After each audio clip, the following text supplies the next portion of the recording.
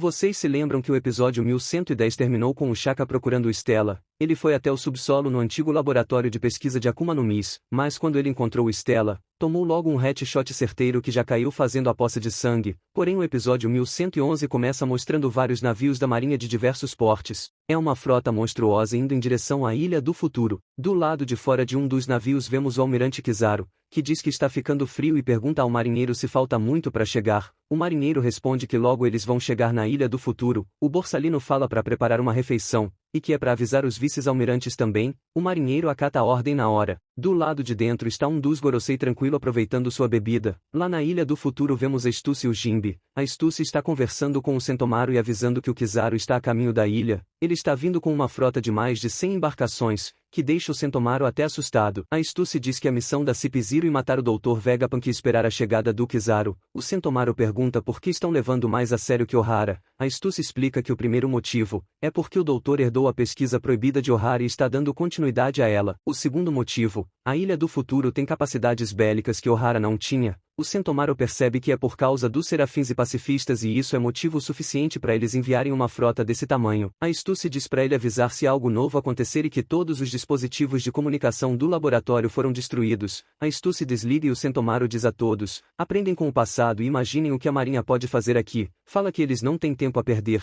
Todos começam a correr em direção aos navios na intenção de abandonar a ilha. Em outra parte do laboratório, a Lilith e o Usopp continuam petrificados. O Frank está chamando a Serafim de pirralha mandando ela desfazer a petrificação. Ele diz que se a S-Snake desfizer a petrificação agora mesmo ele vai perdoar ela. Mas nessa hora ela percebe a presença da cabeça do Pitágoras e caminha na sua direção. O Pitágoras está perguntando por que a S-Snake está fazendo isso, quem deu essa ordem. Ela ignora e quando chega perto simplesmente dá uma pisada esmagando a cabeça dele que causa uma explosão. A Serafim sai caminhando tranquila enquanto o Frank grita mandando ela esperar. No segundo andar do laboratório, o Chopper está preocupado se todos estão bem. Ele está ouvindo explosões e gritos. A Robin fala que eles vão ficar. Tem um cara que só de ouvir a Nami gritar, quase que se teleporta pro lado dela. O Chopper fica mais tranquilo se lembrando que é verdade, eles têm o Sanji. A Robin diz que todos que estiverem ocupados lutando não conseguem sair do local. O Stella pode estar em perigo, então é melhor eles continuar procurando por ele. A Atlas fala que tem um laboratório que era usado e agora está fechado. Ela não acha que alguém iria lá. A Robin diz para eles irem ver que talvez tenha alguma pista e pede para Atlas mostrar o caminho. No terceiro andar do laboratório, o Sanji está dando aquela tragada tranquilo. Ele diz pro S-Shark que não está nem aí se ele é o auge da ciência e tals. O Serafim não vai encostar nenhum dedo sequer na Nami. Ela está segurando o Edson tentando falar com ele. O Brook sai do seu corpo na forma fantasma dizendo que vai tentar encontrar o Stella. Nessa hora o S-Shark mergulha e aparece na frente da Nami. Ele dá um poderoso soco mas o Sanji apareceu na frente de braços cruzados. Ele defendeu com a cara não se movendo nem um pouquinho. O Sanji sorri. Esse é o poder do amor. No quarto andar do laboratório, o Zoro está lutando contra o S-Hawk, enquanto o Luffy está lutando contra o S-Bear. O Zoro diz que as chamas nas costas deles não estão se apagando. Então o Luffy percebe que o S-Hawk sumiu do nada.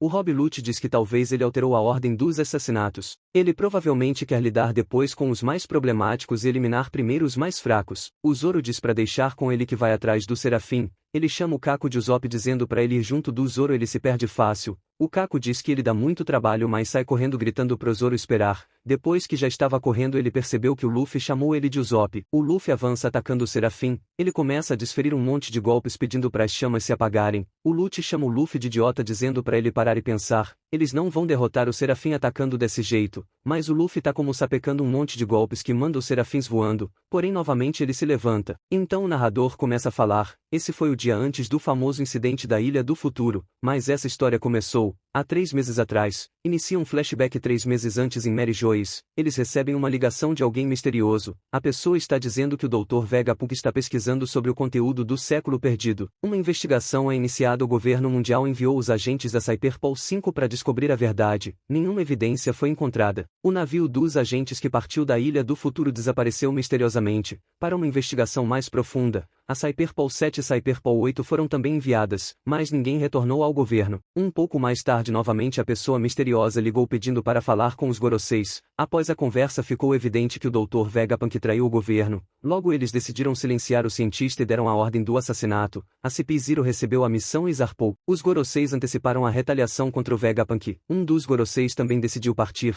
Ele está sendo escoltado pelo almirante Kizaru. Além disso, reforços foram solicitados a várias divisões da marinha. O governo se mobilizou como se partissem para uma guerra. Então vemos alguns marinheiros se mobilizando, inclusive a vice-almirante Doll. Mais rapidamente o inesperado apareceu, o navio do Yonkou-Monkey, Luffy. Com tal acontecimento imprevisto o governo ficou inquieto, mas seja como for, a conclusão do incidente no dia seguinte, causaria ao mundo inteiro um choque inimaginável. Agora no presente a pessoa misteriosa que atirou na cabeça do Shaka está chegando perto, assim que se aproxima a pessoa atira de novo no corpo do Shaka. Então é revelado seu semblante, o traidor é a York, um dos satélites do Vegapunk. A York diz para o Stella que ela vai se tornar um dragão celestial. O Stella pergunta o que a York está falando, ela esteve em Mary Joyce, ela quer ser um humano tão imundo assim. A York sorri e diz que ele pareceu o Shaka falando, mas agora ele está morto. Ela diz que é confuso com tantos Dr. Vegapunks por aí. Ela aponta a arma para o Stella e diz que esse mundo seria melhor com apenas um deles. O episódio terminou aqui. Eu tenho certeza que se você acompanha só o anime e não leu spoiler, ficou surpreso descobrindo quem é o traidor. Fui.